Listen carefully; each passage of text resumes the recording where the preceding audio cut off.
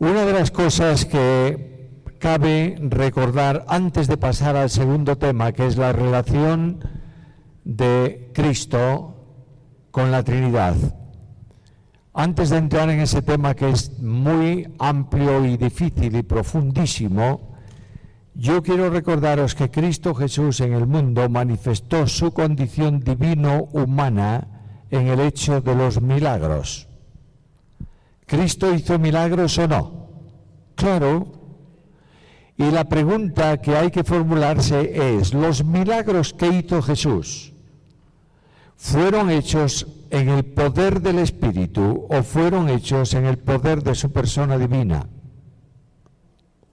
Y claro está, los teólogos se decantan siempre por la línea que más les satisface. Y algunos dicen, todos los milagros de Cristo son operaciones del Espíritu Santo a través del hombre Jesús de Nazaret, lo cual quiere decir que Cristo es instrumento del Espíritu. Otros dicen, no, el Espíritu está presente operativamente, produciendo el poder pero el milagro lo hace la persona divina del Hijo de Dios, segunda persona de la deidad. ¿Cuál tiene razón? Los dos. Cristo hace milagros en el poder del Espíritu, cumpliendo los milagros mesiánicos. Los profetas anuncian al Mesías y dice que echará fuera demonios, dará vista a los ciegos, etcétera, etcétera, por el poder del Espíritu. Y cuando Cristo echa fuera demonios y los fariseos vienen a la carga, como siempre hacían con Jesús, y dicen, no, está echando demonios por el Espíritu Santo, está echando demonios por un pacto con Satanás. Luego, él es un endemoniado y el Espíritu es Satanás. Pecado imperdonable.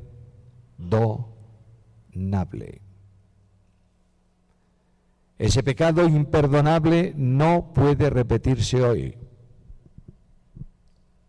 Se repetía, se produjo en los tiempos de Cristo, estando presente el Mesías, haciendo milagros mesiánicos conforme a la profecía, y aquellos rebeldes que sabían que era el Mesías, porque Nicodemo lo supo desde el principio, aquellos que saben que es el Mesías lo culpan de endemoniado y colocan al Espíritu Santo como demonio. Es pecado voluntario. Ahora, Cristo hace en ocasiones milagros por el Espíritu Santo. Él dice que echa fuera demonios por el dedo de Dios. Y fíjate tú por donde ahí descubrimos algo muy interesante. ¿Quién escribió las tablas de la ley? Literalmente, ¿quién escribió en las tablas? ¿El Padre, el Hijo o el Espíritu? El Espíritu. Porque Pablo nos dice que los mandamientos escritos en tablas por el dedo de Dios. Y que dice Cristo, yo echo fuera demonios por el dedo de Dios en un evangelio, y en el paralelo dice, echo fuera demonios por el Espíritu Santo. Luego el dedo de Dios, en ese sentido, es el Espíritu. Y es lógico que fuese el Espíritu el que escribe, porque la palabra de Dios es inspirada por el Espíritu Santo. ¿Y las tablas de la ley son palabra de Dios o no? Pues fíjate tú, es un pedazo de la Biblia escrita por Dios mismo. Bueno, vamos a avanzar un poco. Cuando Cristo viene al mundo de los hombres, es uno de la Trinidad que se hace hombre. Por tanto, tú no puedes desvincular nunca a la Trinidad y Cristo, porque Cristo es uno de los de la Trinidad, o una persona divina. En la Trinidad, Dios es un ser, no una persona. Repito, Dios es un ser, en cuyo ser existen eternamente tres personas: la persona del Padre, la persona del Hijo y la persona del Espíritu Santo. Las tres personas son el único, Dios verdadero. Ahora, si notas un poco, el concepto persona es muy complicado al aplicarlo a Dios. Y esto trajo una profunda discusión en concilios de la Iglesia en los primeros siglos. ¿Por qué hay que definir y determinar qué es persona? El primero de las personas, y no tenemos otra palabra, no hay forma de buscar otra, que están en la Trinidad, se manifiesta como Padre. ¿Y por qué es Padre? Entre otras cosas, de una forma lógica y de una deducción que puede ser filosófica, es Padre porque engendra un hijo. No hay Padre si no hay un hijo engendrado por el Padre. Yo tengo 50 y no sé cuántos, 52 de padre. ¿Sí? ¿52? Bueno, ¿por qué yo tengo 52 años de padre? Porque tengo una hija que tiene 52 años. Antes no era padre. Cuando tú abres la Biblia y hablas de que el Padre es eterno, significa por tanto que tiene que tener un hijo ¿qué? Eterno. Y esa personificación de padre se produce por el hecho, decía antes, de engendrar un hijo. Escucha la Biblia. Tú eres mi hijo. Yo te he engendrado hoy. Y ahí hay un problema muy serio, que lo comentaba el otro día con uno de vuestros profesores. En ese yo te he engendrado, ahí hay un perfecto en el texto griego. El perfecto griego se distingue del aoristo en que ambos expresan acciones del pasado, pero el aoristo mantiene la acción desde su origen adelante. El perfecto es una acción pasada y consumada. Ahora, dice, yo te he engendrado, acción consumada. Pero ¿cuándo engendra? Te he engendrado hoy. Y eso modifica la acción engendradora, trasladándola a la eternidad absoluta de Dios. Quiero decir con esto que la segunda persona engendrada por Dios es un engendramiento permanente y eterno, que no se extingue. Cuando hablamos de engendrar, por eso se manifiesta como hijo, y por eso todo lo que el Padre es al engendrarlo, se lo da al Hijo. Y el Hijo está en el Padre, y el Padre está en el Hijo. Y la vida del Padre descansa, se juega la vida si no tiene un Hijo. Y la comunicación de vida del Hijo también obedece a la comunicación de vida o a la procedencia de vida del Padre. Ese engendrar tiene que ser eterno por una sola razón, porque el Padre no puede engendrar otro hijo. ¿Es complicado eso? Bueno, un poquito. El engendramiento de una persona puede producirse por dos vías. Engendramiento transeúnte y engendramiento inmanente. ¿Qué quise decir con esto? Todo engendramiento de un padre humano es transeúnte, porque la acción de engendrar se extingue inmediatamente en el hijo. Es decir, un padre engendra un hijo, y desde el instante en que fue engendrado, ese hijo vive al margen del padre. ¿Puede el padre engendrar otro? Humanamente hablando, ¿sí o no? A ver, señores, expriman el coco un poquito. ¿Puede el padre que engendró un hijo engendrar otro? Sí, eso es transeúnte, porque el padre tiene solamente la facultad de engendrar y desde ahí en adelante el hijo vive independiente y el padre puede engendrar otro. Pero el padre no puede engendrar otro mientras está engendrando el primero. ¿Me estáis siguiendo? Bien. Eso tiene que ver en relación con la deidad en inmanencia, porque el Padre no resuelve la acción engendradora, no concluye en un hijo engendrado, sino terminada la acción podría engendrar otro. Y eso no es posible en la deidad, porque no habría un hijo divino perfecto si no es único, unigénito del Padre. Ahora, todo eso es complicado, muy complicado, pero ¿por qué llego yo ahí? Porque es que el que viene a hacerse hombre es una persona de la Santísima Trinidad.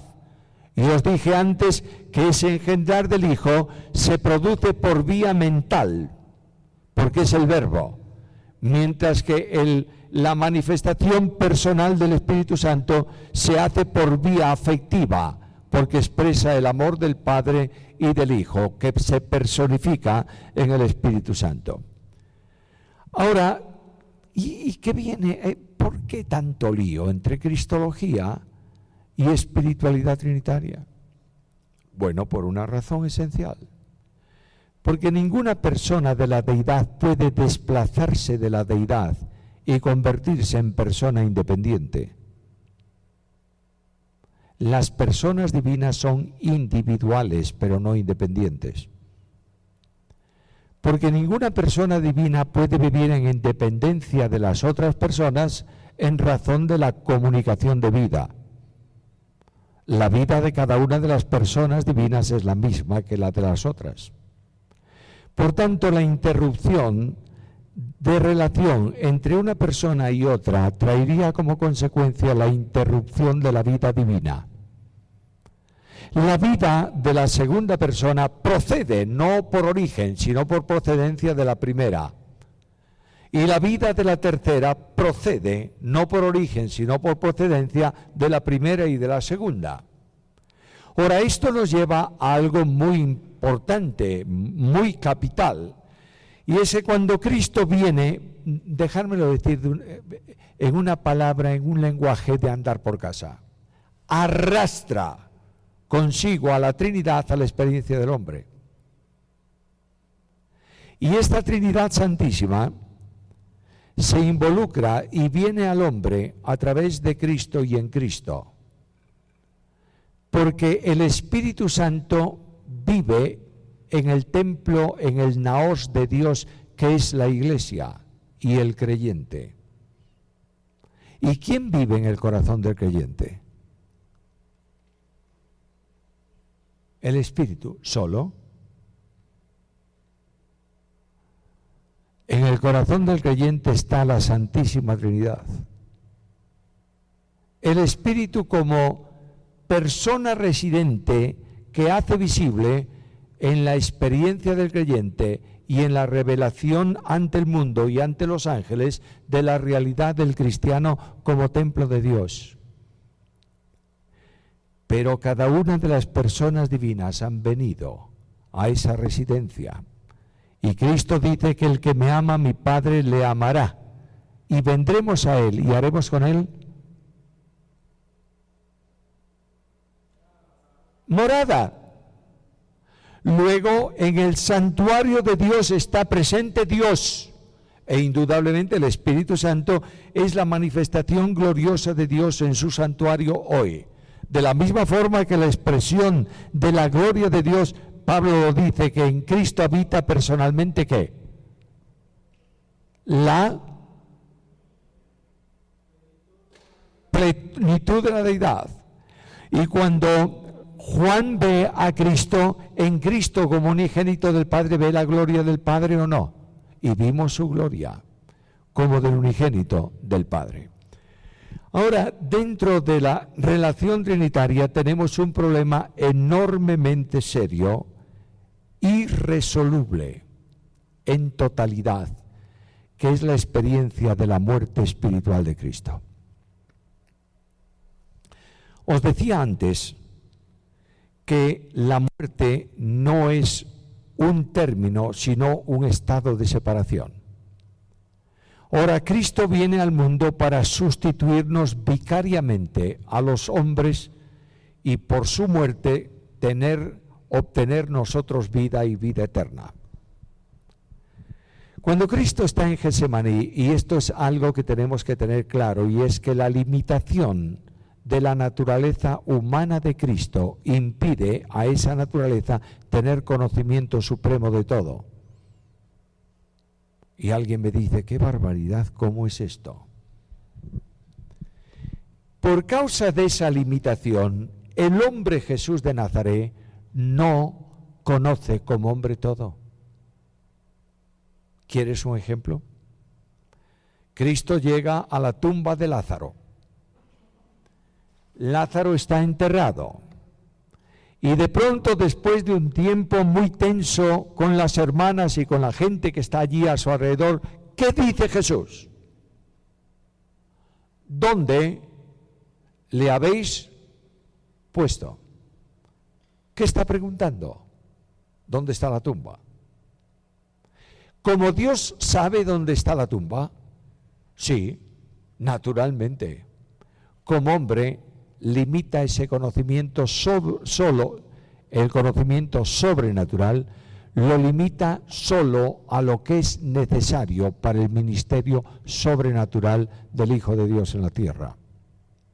Otro ejemplo, hay una mujer que viene por detrás y toca el manto de Cristo. ¿Y qué ocurre? Jesús dice, ¿quién me ha tocado? Y claro está, la solución que se le suele dar a eso es que, claro, Cristo quería que la mujer saliera adelante y todos la vieran y reconociera que... No hay nada de eso. Prueba de ello es que Pedro, el contestón del grupo, que siempre habla y cuando debe estar callado, ¿qué le dice a Cristo? Pero, ¿cómo preguntas quién te toca? Si todos te estamos apretando. Esa es una pregunta absurda. Dice, yo sé que alguien me ha tocado de una forma especial porque de mí ha salido poder. ¿La naturaleza divina conocía a la mujer y quién era o no? Sí. La naturaleza humana solo conoce sobrenaturalmente las cosas cuando a través de la persona divina se lo comunica. De ahí que Cristo tiene una comunicación sobrenatural en el caso de la muerte de Lázaro, ya que estamos con eso, cuando está con los discípulos en el campo y vienen y le avisan, murió, o tu amigo Lázaro, mejor dicho, está muy grave. Y él espera ¿cuánto tiempo allí? 3 días. Y luego al 4º día baja y desciende para encontrarse con aquel cuadro de la muerte de Lázaro. Pero cuando está con los discípulos, les dice, nuestro amigo Lázaro duerme. ¿Y qué le dicen los discípulos? Y voy a despertarlo. ¿Y qué le dicen los discípulos? Bueno, si duerme, entonces que sana. Te das cuenta que no habían entendido nada, nunca entendieron nada los discípulos. Y Cristo les dice, ha muerto. ¿Dónde se lo dice? ¿Dónde estaba? ¿Y dónde estaba Lázaro? En otro lugar. ¿Y cuál era lo que le habían avisado a Jesús? Que estaba enfermo. Y él esperó para demostrar, manifestar la realidad de la resurrección de Lázaro en el poder admirable de su persona divina, o por el poder admirable de su persona divina. El conocimiento sobrenatural al hombre Jesús se le da por medio de la persona divina en quien subsiste la humanidad cuando es necesario para el desarrollo de su misión. Pero Cristo entra como hombre en Getsemaní. ¿Y qué dice Jesús? Padre, si es posible, pase de mí este vaso. Y el desconocimiento desde el plano de su humanidad de la resolución divina sobre el problema de su muerte espiritual es una incógnita para Cristo. Él sabe que el Padre le hace descender el vaso que contiene la responsabilidad penal del pecado y tiene que beberlo, tiene que asumirlo él. ¿Y la paga del pecado qué es? Muerte. ¿Física o espiritual? Ambas. Pero la muerte física es consecuencia de la muerte espiritual, ¿o no? Claro que sí. Ahora, la muerte espiritual exige necesariamente una separación, una interrupción de la relación con Dios. Y ahí viene un misterio que yo os pido que no entréis mucho más allá. Porque si el hombre Jesús en la cruz sigue siendo Dios y es separado del Padre, significa que la muerte espiritual que experimenta a través de su humanidad afecta también a la persona divina en que subsiste. Y Lutero decía, Dios abandonando a Dios, no es posible entenderlo.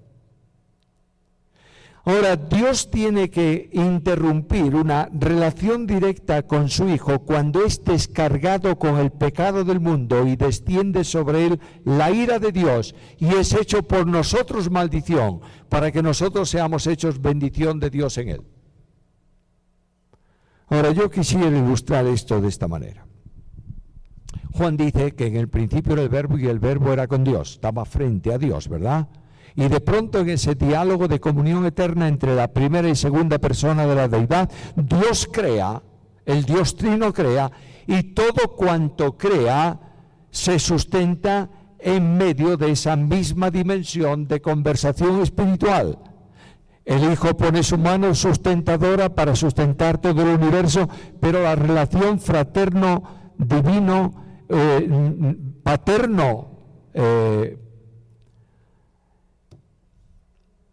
la relación paterno-filial, se me escapaba la palabra, sigue existiendo de la misma manera, ¿verdad?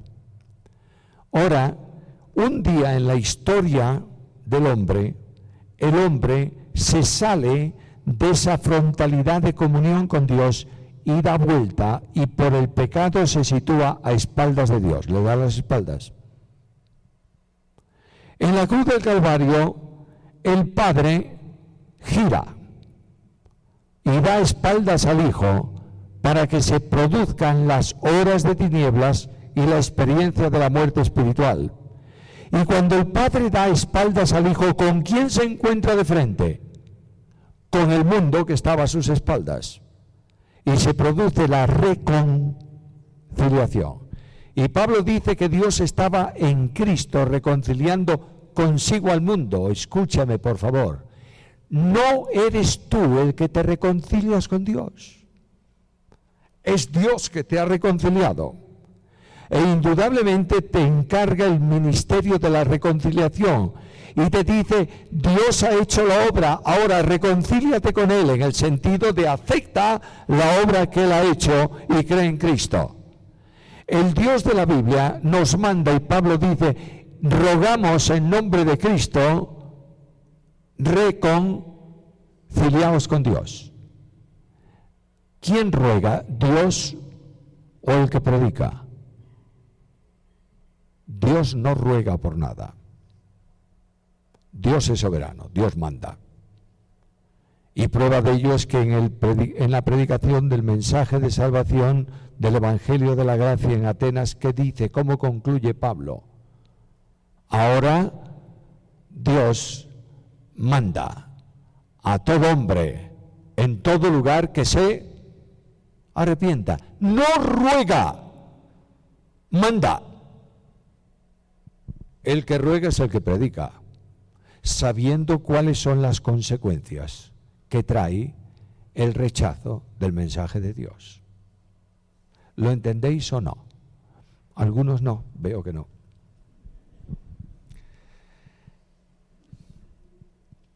Imagínate que hay una islita por ahí en el Pacífico, chiquitina, que está siendo una piedra en el zapato del grande del norte. Y este hombre del norte, el pelirrubio, que tiene una condición ya casi de dictador, llama a su embajador y le dice, venga usted acá, al embajador de la isla, venga. Dígale usted al presidente del gobierno de esa isla que si no cambia, le voy a invadir. El embajador sabe que si lo invade, habrá un problema tremendísimo, ¿no? Y muchos morirán, muchos miles morirán. Y el embajador va al presidente de esa islita, es alegoría pura, ¿os imagináis? Esto, va al presidente de la isla y le dice, mire, tengo un mensaje de mi presidente para usted. Escúchelo. Le doy a usted 40 días para que cambie de actitud, si no lo voy a invadir. ¿Lo entendió bien, señor presidente? Sí. ¿Ya le dio el mensaje? Sí. Pero el embajador sabe que las consecuencias serán tremendas, de modo que después de dar el mensaje serio, el presidente, mi presidente, manda que tú cambies. Después le dice, por favor, le pido encarecidamente que tenga compasión de usted y de su pueblo. Y se mantiene rogándole. ¿Ruega el presidente? No, ruega el mensajero. Y Pablo dice, este evangelio es como si Dios rogase por medio de nosotros. Os rogamos en nombre de Cristo, reconciliaos con Dios. Mirad, hermanos amados, el Dios del cristianismo es muy pequeño, el Dios de la Biblia es soberano.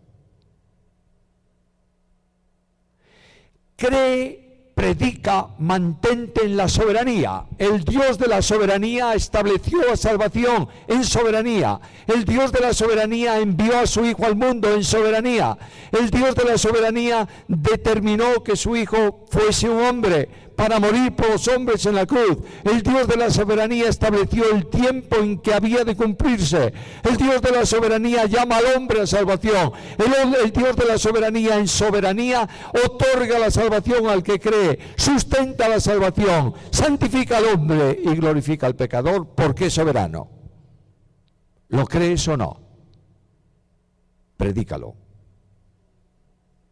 Cambia mucho el mensaje si tienes la convicción de que Dios es soberano.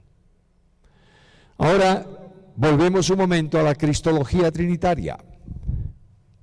El Dios trino, en una manifestación de amor sobrenatural, permite que su Hijo reciba la interrupción de comunión y experimente la muerte espiritual. Pero hay un problema en todo esto. Si un hombre muere físicamente en muerte espiritual, ¿qué ocurre? Se proyecta a la muerte definitiva. Esa es la angustia de Cristo en Getsemaní. De modo que Él está diciendo al Padre, Padre, si es posible, si hay alguna manera, por favor, aplícala. Si no lo hay, como siervo, yo voy a hacer tu obra. Y es tal la dimensión anímica de Jesús. Quiero decirte que Jesús como hombre tiene un alma humana o no. ¿Sí o no? Sí. De modo que dice, mi alma está muy triste hasta la muerte. ¿Es un alma humana o no? Claro. ¿Y tiene espíritu humano? Sí. Dice que Jesús, conmovido en espíritu, lloró. ¿Te das cuenta que tiene un espíritu humano? De manera que Él dice, Padre, si es posible. Y el estímulo para la cruz, fíjate que la agonía de Cristo es de tal dimensión que se extiende cuán largo es en el suelo. Y nos dice la Biblia que caía de su frente como grande sudor, como grandes gotas de sangre. Y en medio de ese enorme conflicto, el Padre envía un estímulo a su Hijo, hombre, a la humanidad de Jesucristo. Le envía un estímulo mediante un ángel que le es enviado del cielo. ¿Y qué le dijo el ángel a Jesús? ¿Tú lo sabes? Yo no. Pero la carta a los Hebreos me revela la dimensión de lo que hizo y le dijo: por el gozo puesto delante de él sufrió la cruz, menospreciando el oprobio.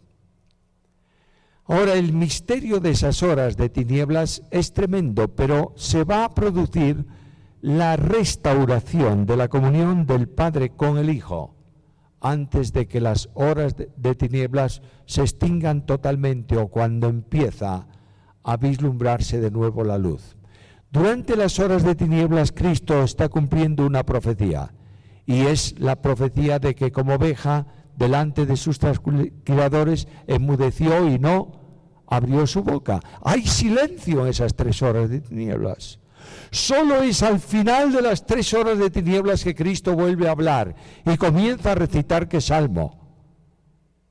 El Salmo 22. Dios mío, ¿por qué me has desamparado?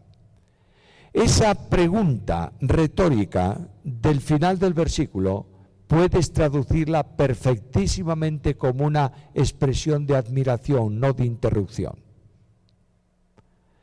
Dios mío, ¿por qué? ¡Qué maravilla, qué admirable! Ahora sé por qué me has desamparado. Pero hay algo muy interesante. ¿Vuelve a hablar a Dios como Padre después o no? Padre, en tus manos encomiendo mi espíritu. Se había restaurado la relación de comunión.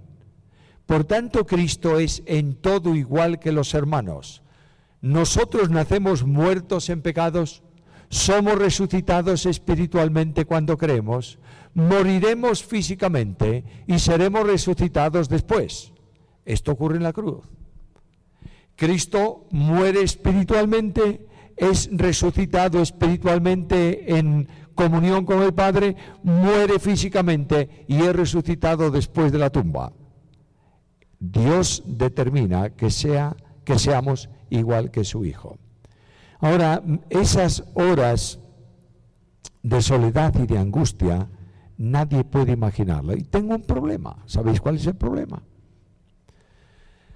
Si la relación de vida va de la primera a la segunda y de la primera y segunda a la tercera, y se interrumpe la relación entre primera y segunda, ¿quién quedaría sin vida comunicativa?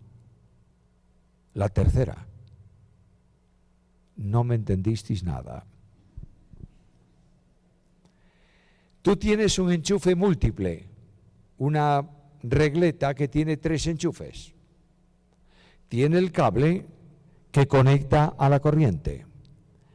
La corriente alcanza primeramente el primer enchufe, ¿verdad? Y de ese primer enchufe, por medio de cables, pasa al segundo. Y del segundo, por medio de cables, pasa al tercero. Luego, la distribución de la energía se produce de la primera, del primero al segundo y del primero y del segundo al tercero. Si yo corto los cables entre el primero y el segundo, ¿qué ocurre con el tercero? Se queda. Por tanto, ese misterio ha tenido que ser resuelto en la cruz, invirtiendo el programa de comunicación y pasando de la primera a la tercera, que no tiene rota la relación de vida con la segunda. Por tanto, la vida trinitaria divina se mantiene en la cruz exactamente igual que al principio. Y la Biblia dice que por el Espíritu Eterno se ofreció al Padre. Es muy complicado ese asunto. No intentes ir ni 1 milímetro más allá, porque la Biblia no lo revela. Pero me da un gozo enorme pensar que Dios admirable, el que tiene vida y es vida, experimenta en la naturaleza humana del Verbo la muerte espiritual del hombre. Y por eso yo tengo la seguridad de que Dios en Cristo me ha sustituido en la muerte para que tenga vida. Si Dios me ha sustituido en Cristo en la muerte, la Trinidad me comunica su vida cuando estoy en Cristo. ¿Y la vida de la Trinidad es una vida temporal o eterna? eterna. Eterno es aquello que no tiene principio ni tiene fin. No, eterno es sin tiempo, ausencia total de tiempo. Cuando tú tienes un tiempo ilimitado que comienza y se extiende indefinidamente, no es eterno, es perpetuo.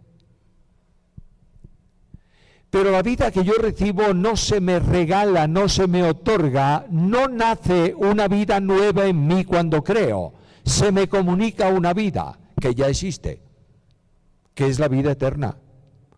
La vida eterna es la vida del ser trinitario, del Dios trinitario, que es propia de cada una de las personas.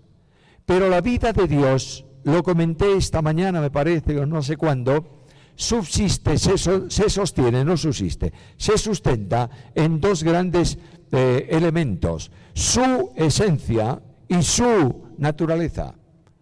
La esencia de Dios se conoce por los atributos incomunicables. Solo Dios es omnipotente, solo Dios es omnisciente, solo Dios es omnipresente. Tú no lo puedes ser, ¿verdad que no? Bueno, pero eso es vida eterna, claro. Pero también existe una naturaleza divina que se conoce por los atributos que existen en Dios en grado infinito y son comunicados al hombre en grado limitado. ¿Dios es amor? Sí. ¿Infinito? Sí. Pero el amor de Dios se ha derramado en mi corazón finito por medio del Espíritu Santo. Y esa es la vida eterna de la que Pedro habla en su epístola.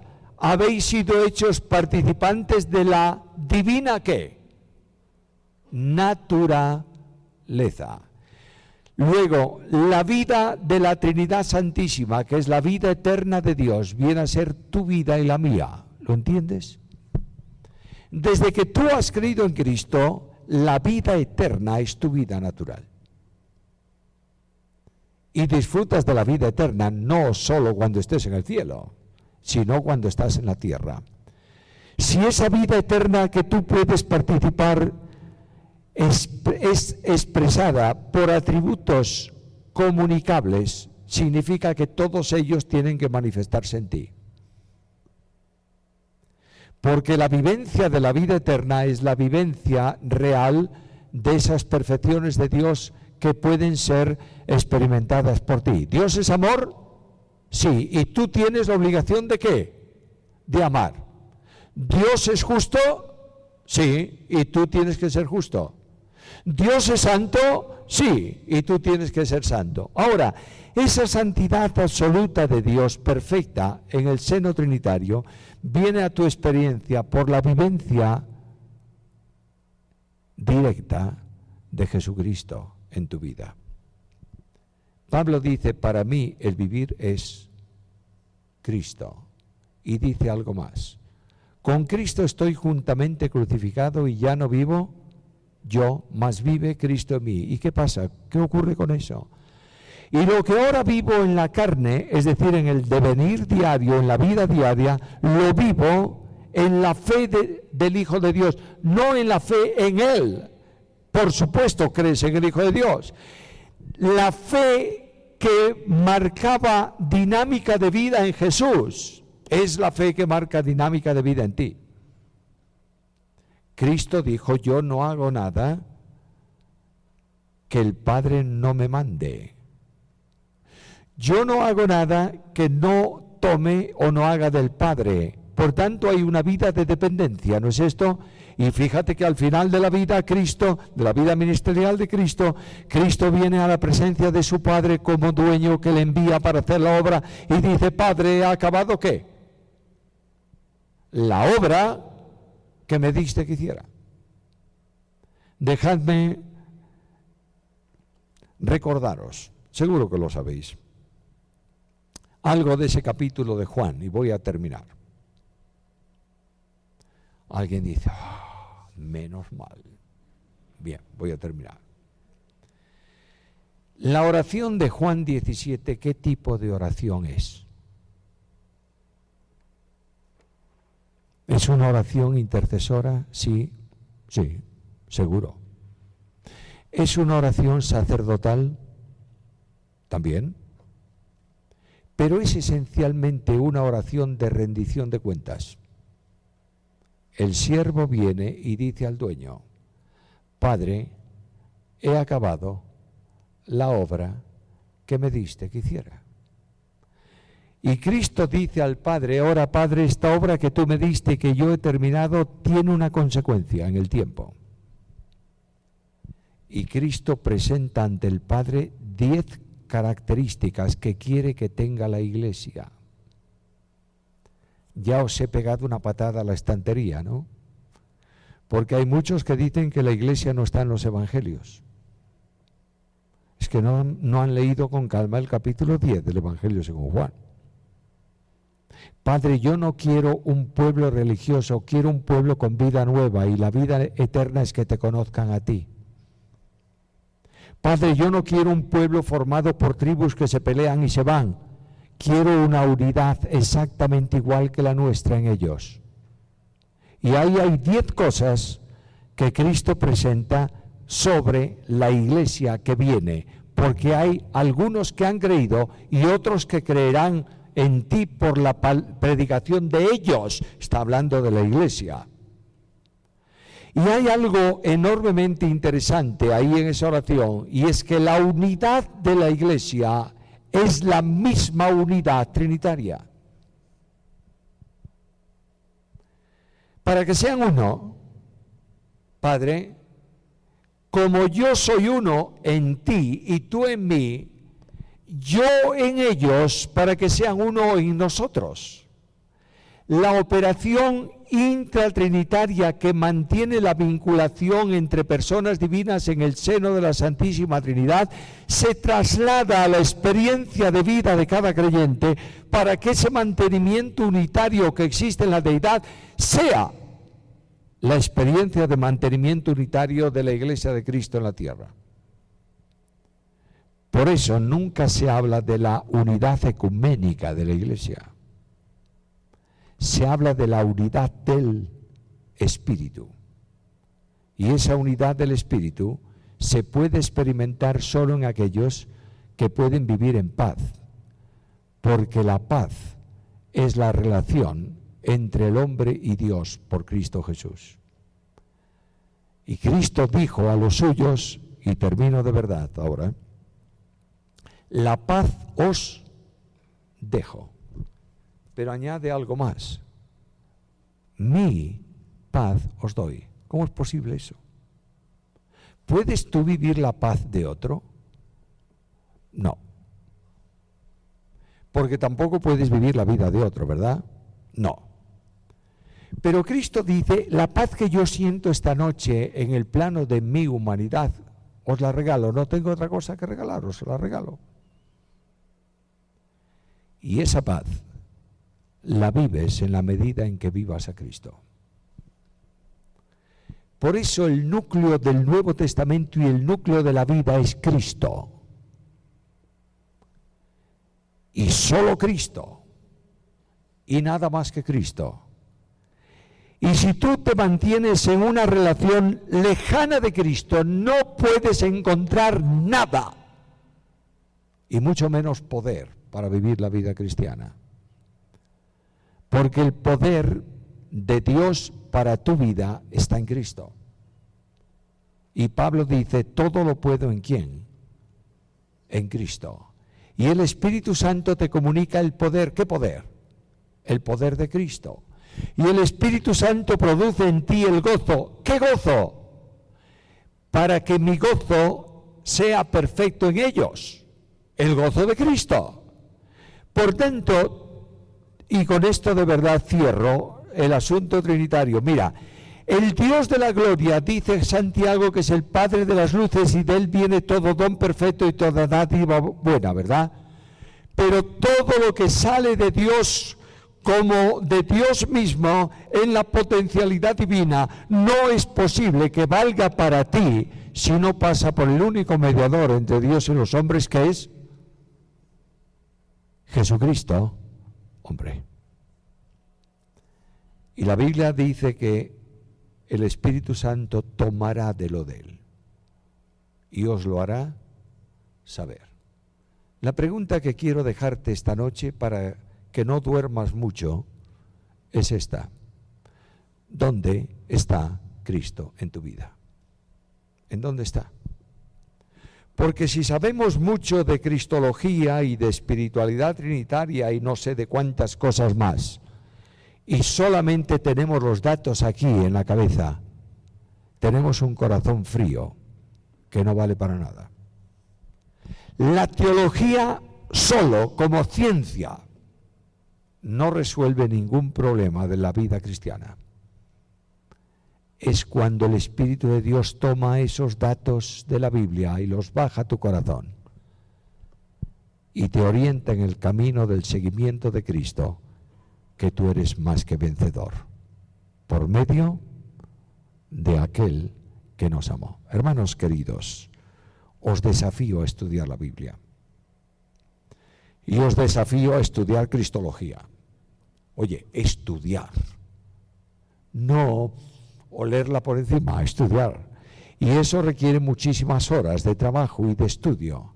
Y cuando llegas a darle muchas horas de trabajo y de estudio, te das cuenta de algo. ¿Sabes de qué?